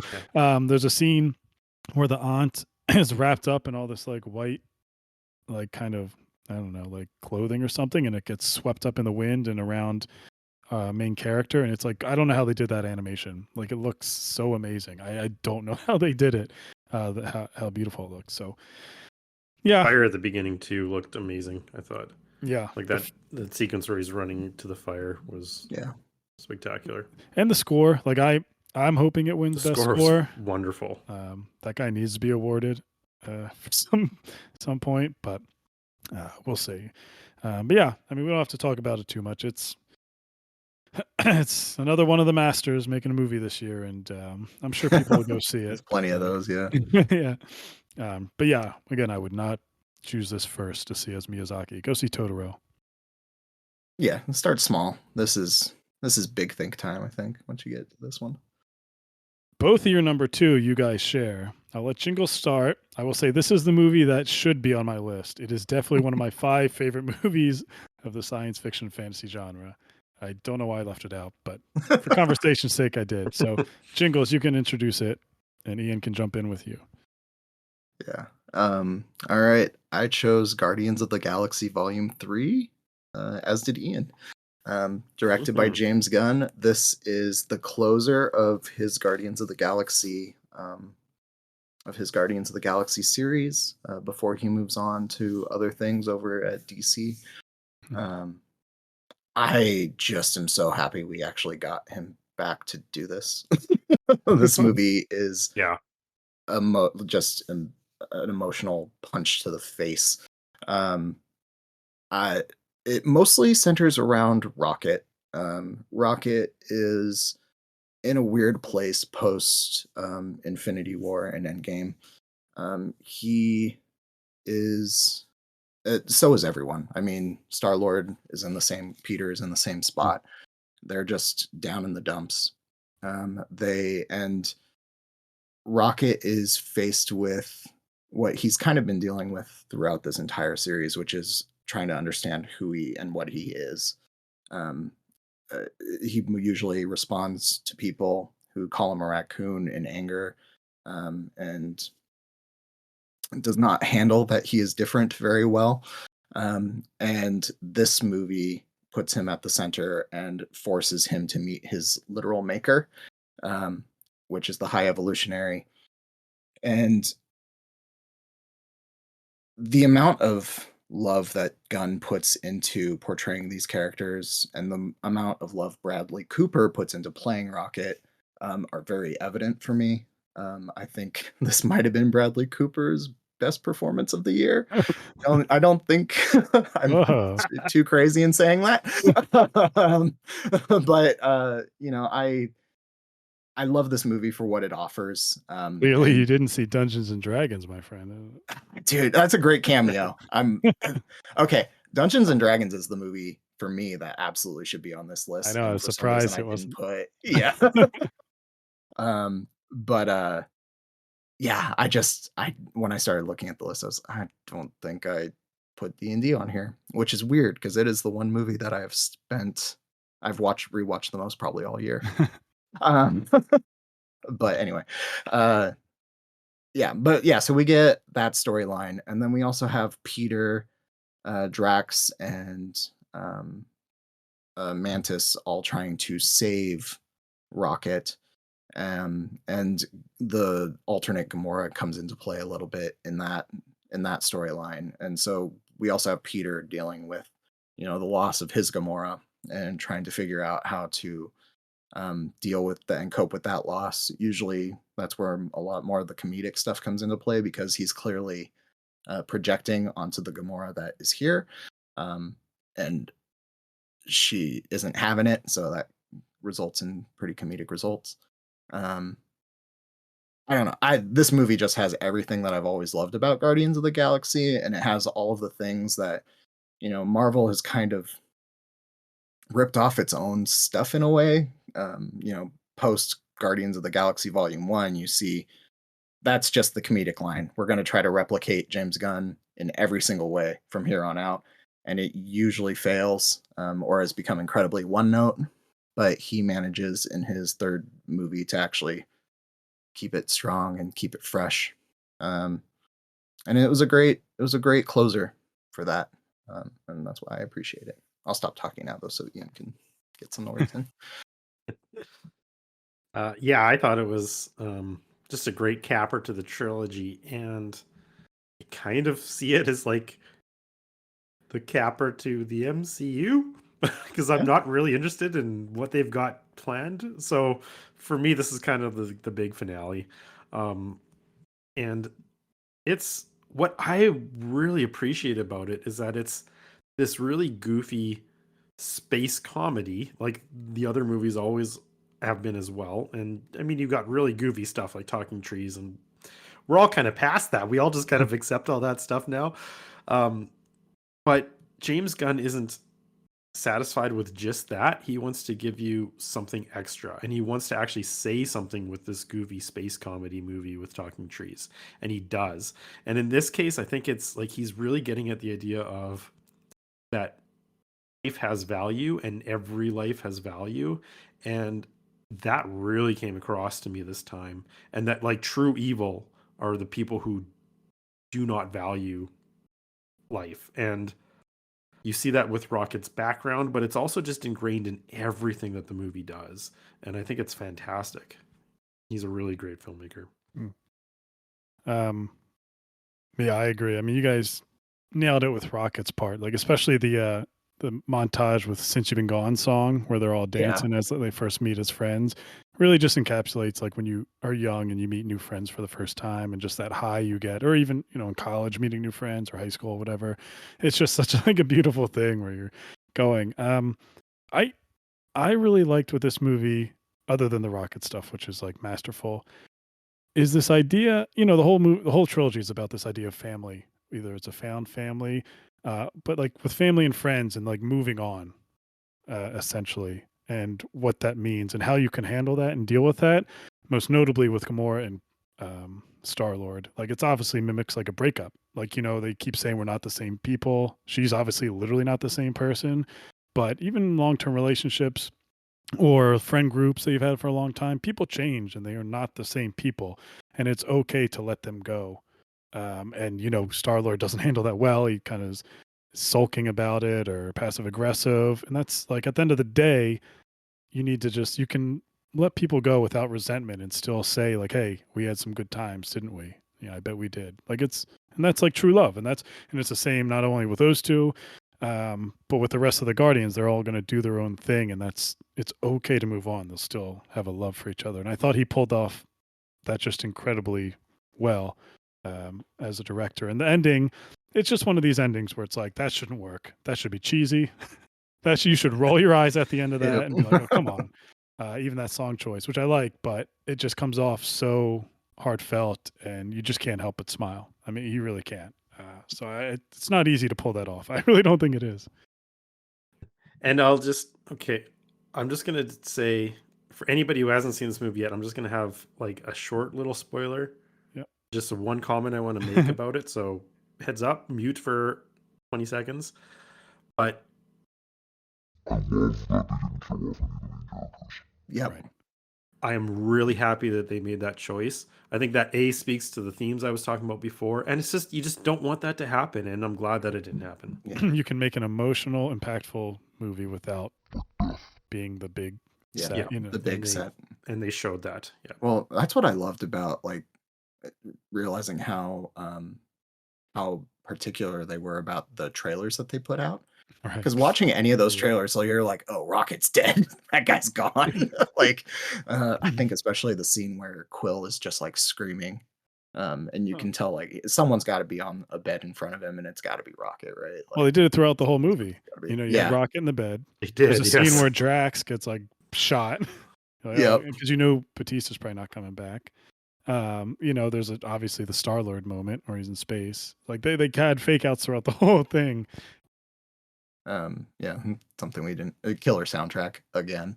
Yeah, Always. I mean, Yeah. opening with Creep It's kind of is such a great pick. I mean, it's just such a good movie. I mean, I think it kind of, like you said, it just gets not lost in the shuffle, but like taken for granted. Like, of course, Guardians is going to be great, but there's an argument it could be the best of the three. Like, you could make that argument. Good, yeah. Okay, so my number 2 is both of your number 1. So I'm going to let Ian be the one to bring this up and talk about it, because then I'll go into my number 1 afterwards. So, Ian, what's your and Jingles number 1 and my number 2? Yeah, it was a movie that kind of took me by surprise because I knew it was coming out, but only like kind of in the back of my mind. And then people were saying, "Oh, this is actually really good." So I'm like, "Okay, I got to check it out." And that is Godzilla -1. Yeah, boy. Which is I don't really like that title, but I get it. It's kind of at the same kind of it's kind of a neat way to show that like this is supposed to be a prequel even to like the original Godzilla. I don't know how much tie-in it's got with like the original Godzilla, but I think that's the idea, is it's supposed to be even before that movie, so it makes sense. But this was awesome. Like I went to see this like in our IMAX theater with the sound just blaring, and it looks fantastic. Godzilla looks the best he's ever looked, I think, and sounds the best he's ever sounded. But then you've got like this really solid emotional core with the characters that they introduce, which is usually don't get with Godzilla movies, and that took me by surprise. And the messaging that it was going for, it was fantastic. Godzilla -1 really took me by surprise, and yeah, I think it's probably the best sci-fi fantasy of the year. Yeah, make your case, Jingles. Best fantasy of the year. Ooh, I agree. I have always been a huge Godzilla fan. I've got a bunch of Godzilla toys directly behind me. He's just always been one of my favorite characters. Oddly enough, introduced to me through the 1998 movie. we won't go there. But I think Toho has done some. Is it Toho or Tomy that does the? It's Toho. Yeah. Has done some really interesting. Has done some really interesting things with their Godzilla movies in the past couple of years. Shin Godzilla is a really interesting look at how modern Japan handles crisis, and the bureaucracy that it kind of has to flow through to um, basically how it's ineffective. It just takes too long through the bureaucratic process to handle anything properly. Very much in response to the tsunamis that happened in 2011. This movie feels much more reflective as on Japan, in that it's first off, it's a period piece, which is a first. I think I don't think they've ever changed the period, other than Yeah. modern time. Not that I can Um, think. yeah, and it pretty purposely goes back to when that first one was made, which was in response to um, the atomic bomb in the 1940s. And I really like that reflection, Yeah. and the use of Godzilla, bringing back that metaphor, kind of, because it is an interesting movie in that it begins with Godzilla not being the Godzilla is not created because of the atomic bomb. Godzilla Right. is expanded upon, or it grows because of the atomic bomb. Um, Godzilla, the first couple scenes in the movie actually take place before the atomic drop, and you still see Godzilla, but he's more like Tyrannosaurus size. Right. Just I was like, yeah, is he tiny in this? yeah. And it's really weird because the story focuses on a kamikaze pilot who basically doesn't fulfill his job, and because he doesn't fulfill that, uh, he faces just a ton of um, self reflection, a little bit of depression, believes he's not good enough, really dehumanizes himself in the same way Mm. that the Japanese government kind of dehumanized him.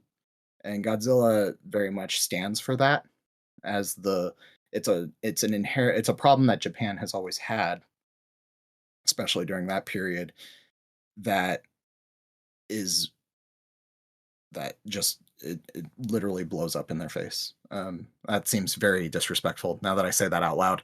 I don't mean it that way. All right, Christopher Um, Nolan over here. yeah, um, it it's um it's an interesting play, that I think resonates incredibly well. Especially as the movie goes forward, you see the humanization of of the Japanese soldiers coming back into play. These people start fighting for something that they actually believe in, and they actually join together in a way that maybe Japan was not doing during World Mm. War II, when people were just subjects or objects. I I I'm trying to approach this with as much respect as I can, because I think it's a bit of a fragile subject. But yeah, I just really loved this movie for that alone. Yeah, I love the angle that they took with the kamikaze pilot and using that as like a societal, you know, look for Japan, as you said.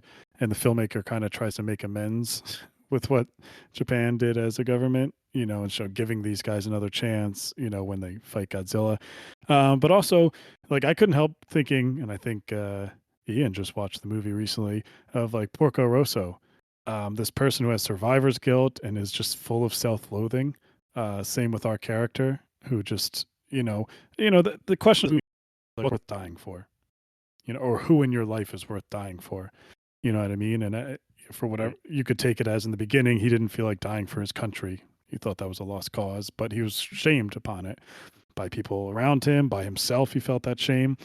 And so throughout the movie, you're really just with this guy and his kind of just inner hatred of himself. And he takes it out on people that get close to him, in senses like that. And it's really just this character drama with this character, which I wasn't expecting in a movie where this thick-thighed Godzilla is also murdering countless people and civilizations. But like, I think what really makes this movie stand out, and I'm not going to go into spoilers, but is the ending. Like, there's no question. People are like, if you don't come out of this movie crying, there's something wrong with you. You must be arrested. Like, it is an emotional movie where I cried more than most like movies that like I would think I'd cry through. You know what I mean? I was not expecting this when I saw this movie. I just didn't. I was just like, what is going on? But, you know, so it's just beautiful. Like, it honestly is one of the more beautiful films I've seen this year. Um, Not to mention, you guys, like I said, Godzilla looks great. You know, it didn't cost much. No, I will say a lot of people are saying how much it cost and it's very cheap.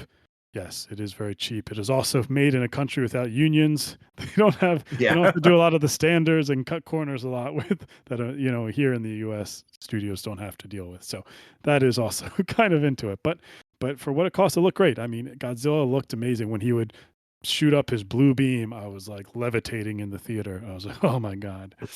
And he was like menacing. Like I don't Yeah. know how many movies I really felt like this kind of thing is demonic. Like I don't want him to win, you know? The Yeah. art they put into the eyes is Mm. fantastic. Like there's oh, or way later in the movie where they're on the barge and they're trying to get away from him, and you can see Godzilla just staring directly at them, but the shot is from the perspective of the boat, so it's actually like Godzilla's gazing at you. I felt Yeah. like, I'm sorry, my bad. Right. I'll walk away now.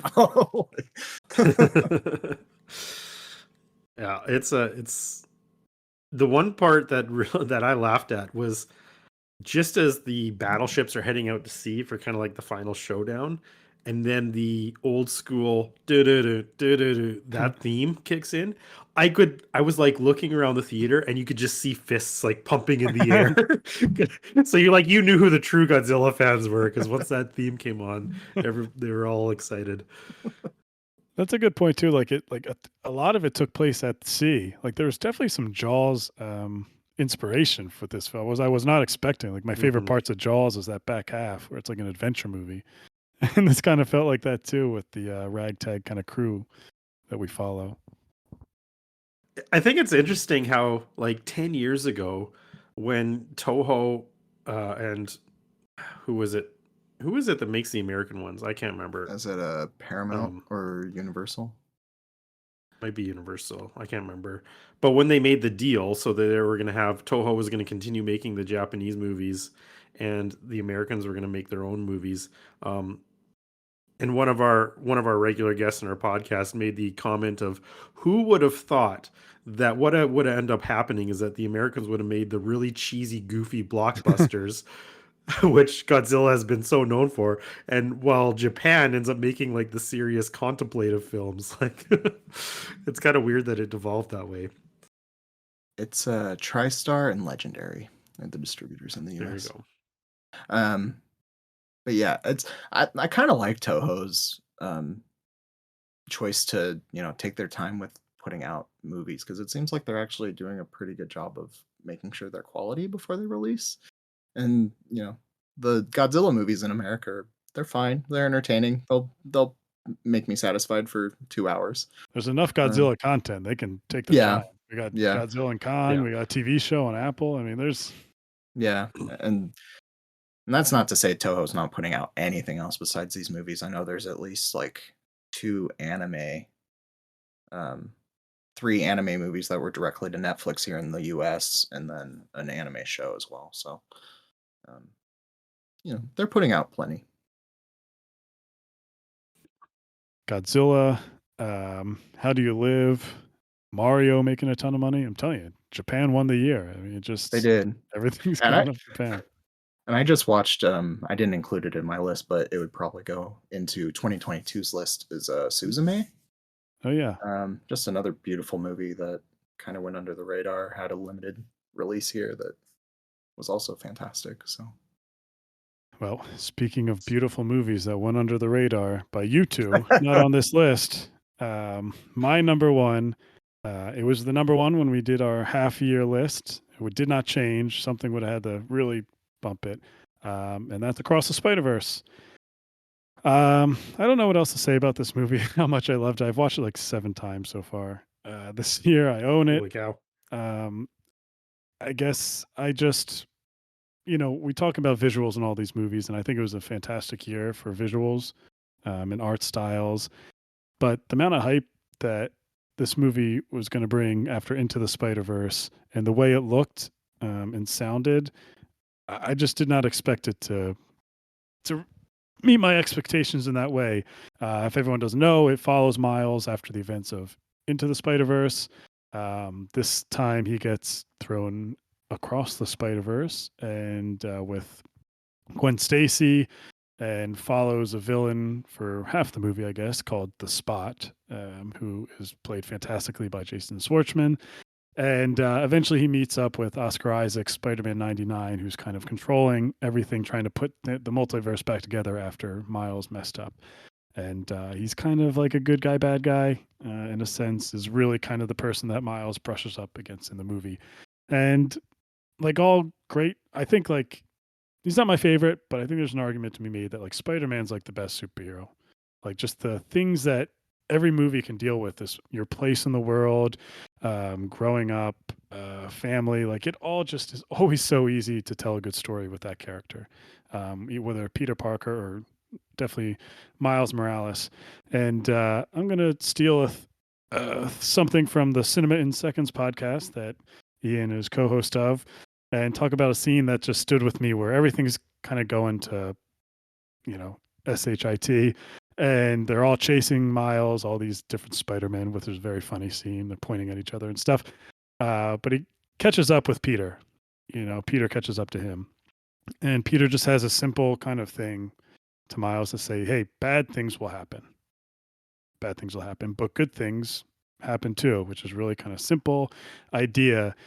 But it just portrays to or applies to all the characters in this film. Obviously Miles, bad things will happen. He's alone in the world. He feels, not included in what's going on after this great family thing and friend thing he found in the first movie. Obviously Oscar Isaac's character, something terrible happened and how he dealt with that. Obviously with Gwen, we get a little prologue in the beginning with her and her Peter, and something terrible happened. Like this idea that bad things happen in life, it's going to happen. It's not, you can't avoid it. You can't push against it. You just got to go through and keep moving, and good things do happen when you keep moving. And he shows that through his daughter, Mayday, who is adorable in this movie. Peter has a daughter and she's awesome.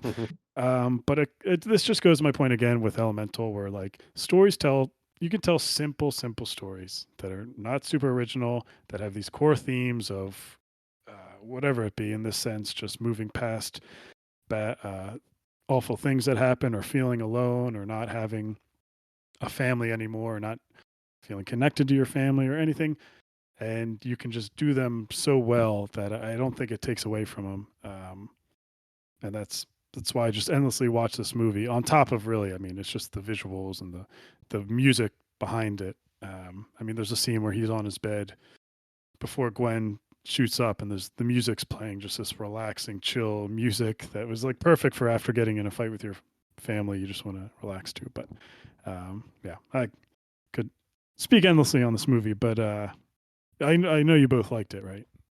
Yeah, this was very much like could have been in the list as well. Like it was kind of in the juggling group of movies. Yeah, it easily makes the top 10 for me. Yeah, it's when you get a movie that came out that was so surprising, like Into the Spider-Verse was, that ends up being a huge hit. There's always a little bit of apprehension with the sequel. It's like, are they going to understand why it was a hit and focus on that, or are they going to take the wrong lessons from it? But they definitely took the right lessons from this one, and they knew kind of like why Into the Spider-Verse resonated with people the way it did, and played into that, but also deepened it a little bit, deepened the relationships a little bit, and really decided to not just do the same thing again, but actually take it beyond. And I think they did a good job of that. Yeah, I think starting the movie, the first 30 minutes with a Gwen story is pretty telling, right? That they very much understood what the audience enjoyed about the previous one. And they also fleshed out some characters that maybe didn't get enough in the first movie. Gwen as great as she is, and as much as people loved her in the first movie, she really doesn't do that much. Right. Um, so it was nice to see that, and I do love that. These are people who are paying attention to what the comics are doing, because her entire environment for her universe is almost ripped from the page, which is just amazing. I love those watercolors in the beginning of that movie. Yeah, it's so beautiful. Um, and this has a controversial ending. I know. I'm not gonna. If anyone's a fan of Dune, Oh, I I'm not. loved it. Oh, good, good. Thank you. There we go. I loved the ending. I thought like it genuinely surprised me. Yeah, it's kind of nice when a movie like this can still Give you a shot. completely take you unawares. Yeah, it was pretty. I liked it. I guess I'm trying to because I understand people felt like it was a cliffhanger, but it's like I don't need to know exactly what happens right after. I feel like with their characters, like specifically Gwen, when she has I feel like her storyline is like good. I mean, she's moving on to who she kind of grabbed at the end, but it's not like it's hard to. I don't know. It's just because I think of like Dune, where I do like Dune. I very much like Dune, but to me that felt unfinished in a sense. Where I was like, I needed to be like, oh, at this moment we're stopping, and I don't think I can adequately say what's different about Spider Verse because it's kind of I can see where it's similar, but to me it's like, oh, this is completed. And the third one, like it felt like an Empire Strikes Back, I guess, Yeah. kind of thing. Yeah, I think that's a good comparison, Empire Strikes Back, because it is like or even Infinity War would be a good comparison. Like we've got the all hope is lost moment that just kind of lingers at the end there. Right. And it's I don't know. I thought it was a perfectly cromulent way to end something that we know there's a sequel to coming up. Right. So like I think that's part of what always I was kind of surprised when I saw people were getting disappointed with the ending. Because I had always seen this as Across the Spider-Verse Part 1 when they like first announced it, and when they what in a lot of the advertisements and articles I had read of it, like it was very clear, but maybe that's part of the problem is I'm actually reading stuff beforehand that maybe a lot of people aren't. It also felt like that last bit kind of felt almost like an epilogue rather than like a end of the movie to me. Like if that, it's just like, oh, this is setting up. This is what's an epilogue of what's going into the third movie. Because it's like we knew. I thought it was obvious there was going to be a third. Like it was a trilogy, and it was more like, oh, I'm excited to see where the story ends. But it wasn't like, oh, I can't believe this story's unfinished. Like this movie, it just never felt unfinished in a sense. But either way. Yeah, I get the criticism. I just don't feel the criticism. We'll say I think for me the ending of the movie did feel a little drawn out. Like I think I was I don't mind sitting in long movies by any stretch, but I think we get to a certain point where there's a lot of jumping around, and I think I was just kind of losing interest a little bit. Yeah. That being said, Andy Samberg is a great addition. That's a highlight for me. I loved his Peter. And apparently very comic accurate. Yeah. I love the Spot. I thought Spot was so good. The Spot is a character that like can only really work in an animated movie. Yeah. And I'm excited to see more of him. I'll just say that. I think he's pretty cool. Cool, yeah, very cool animations with the way they portrayed him, and Schwartzman was just such a good voice actor for that role. All right, well, we've been going for 2 hours. Sorry if I've been keeping you guys in just movies. You just get right into it. But we promised we'd bring up some movies that the Legendarium Discorders wanted us to bring up, and spoilers, we brought up all of these, but we'll shout them out. So the first one, Kieran, is a big How Do You Live fan. I mean, is there a bigger stand for Miyazaki than that guy? I don't know. I don't think they exist. Yeah. But yeah, his perspectives have been great. I think he was like the first one who got to see it because he lives in Japan. So at first we were just all envious of him and angry, but it's come around. Lammy is on my side. They liked Across the Spider-Verse as their favorite. Bless their hearts. They stuck to their guns. Nat, she said Barbie with a question mark. I think she was, or I put Barbie with a question mark. I think she was suggesting maybe it's not fantasy. She didn't think Is this true life? I would kind of agree with that. Yeah. What, with Nat? Like obviously it's I was fantastical, but like, I I wouldn't. think it's pretty fantasy. I wouldn't say this is a fantasy movie. I would say this is a comedy movie. So, Oh, it's, but again, I don't really care. Like you classify it however you want. I guess Toy Story is true. It could happen. I'm gonna look at toys that are the same. I don't know. Oh, God. Yeah, I'm in I guess trouble. that's true. That's true. Okay, Black Diamond or Sean. So he's kind of leading the Poor Things hive, but he even like Guardians of the Galaxy 3. He said he had to put that over it, which is fair. So did OTV Bob. Both of them are Guardians fans, and yeah, I think we did a good job talking about that. I mean, it's like Ian said, that might be the last gasp of the MCU right there. Yeah. Very possible. I'll give credit where credit. Marvel's was entertaining. It wasn't great. It was nothing near Guardians, but Yeah. I had fun with Marvels. So yeah, Marvels. Yeah, the Marvels and Ant-Man Quantumanium. Our Yeah, that one. condolences Yeah. to- Well, I didn't hate it, but I didn't like it. I mean, I didn't No. love Oh, I hated it. it. Yeah, Ant-Man is kind of the antithesis of Guardians of the Galaxy right. in every Yeah. way. Yes. Who did? Okay, Eon did Poor Things. They did choose. Oh, I didn't know Eon was a Poor Things fan. All right, add to the hive. D was a big Godzilla -1 fan. I remember him. He was loving. I mean, he had paragraphs of that movie. I couldn't keep up with how much he wrote about that. So he, but yeah, I remember that making quite a wave on our Discord when Godzilla came out. I think it's just so unexpected. It's like, why? I didn't even know. Like, that's why like if I was thinking about we could make like a most anticipated for next year, but there's going to be a movie we didn't even think of that's going to come out and be awesome. Oh, absolutely. Yeah, and last, Sun Gamer also said, "How do you live?" The Miyazaki, yeah, and they both said, "How do you live?" Not Boy and the Heron. What are you guys partial to any of those titles? I like How Do You Live more as a thematic one, but I'm gonna be different. I'm gonna say I like the Boy and the Heron I initially liked How because to it's got some nouns. Yeah, I like warmed up on nouns the in my Boy and the titles. Heron. I could see it fits with the Miyazaki theme. I think. I don't think it was a misstep to rename it for the American or Yeah, for the other audiences. I think Boy and the Heron is much more of a draw on this side of the water. All right. Last question. I'll leave you guys. Is there any you can think of off the top of your head that you're like of our list or whatever one that you definitely want to buy physical copies of? I'm thinking Godzilla. Yeah, I'm hoping to hear about a North American release soon for that. I'm really hoping we get one. I've already bought Evil Dead Rise and Guardians, so There you go, you're on top I'll of it. probably end up buying all 5 of mine. Me too.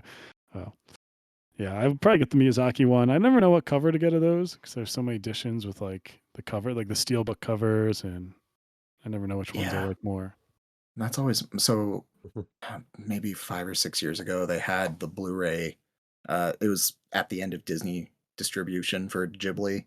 They had like these beautiful single releases that all matched. They had like a gold spine with a little bit of blue at the top. Yep. And those don't happen anymore. So I think from now G Kids does the distribution for Miyazaki stuff. And I don't like those as much. And it bothers me that I have to have a division. I hear you. All right. I get that. I get it. Yeah, he definitely gets it. Great episode, guys.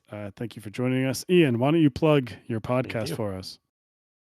Okay, sure. So I host a podcast called Cinema in Seconds, and it's a movie podcast again, and we take little smaller moments and just analyze how they work in a movie, and we've got different topics every week. I don't know when this episode's planned to come out, but the last episode that we released was again best of 2023, where we talked about some movies we loved from the year, but just of any movies. So Yeah, come and check us out if you're a movie fan, which if you've been listening to us for 2 hours, you must be at least somewhat of a movie fan. Yeah. And that's what, and I've already listened to that episode and I thought it was great. They have some big hitters in thank there you. that we did not get because they're just not genre. So Listen, I tried to make Oppenheimer somehow science fiction, but I was like, I couldn't. no. That's Unfortunately, very much science fact. yeah, I Yeah. know. Just too true. All right, Jingles, you want to promote your letterbox? People can see all your reviews, and Ian too. Again. Yeah, go letterbox Jingles 90. Pretty much you can find me anywhere with that name. So Instagram, Twitter.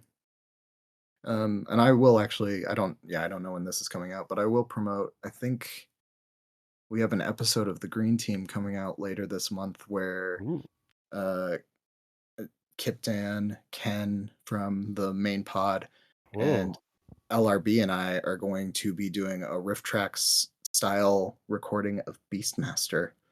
So Sweet. I gotta take a look at that. That sounds incredible. I just watched that for the first time last year or something. That guy's body. I mean, he is.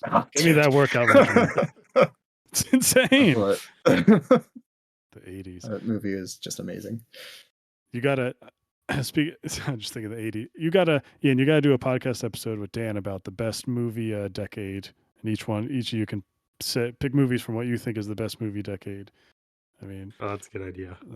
The 80s. I mean, that's a good one. That'd be my pick. All right. Well, the music is by Galactic Damages by Jingle Punks.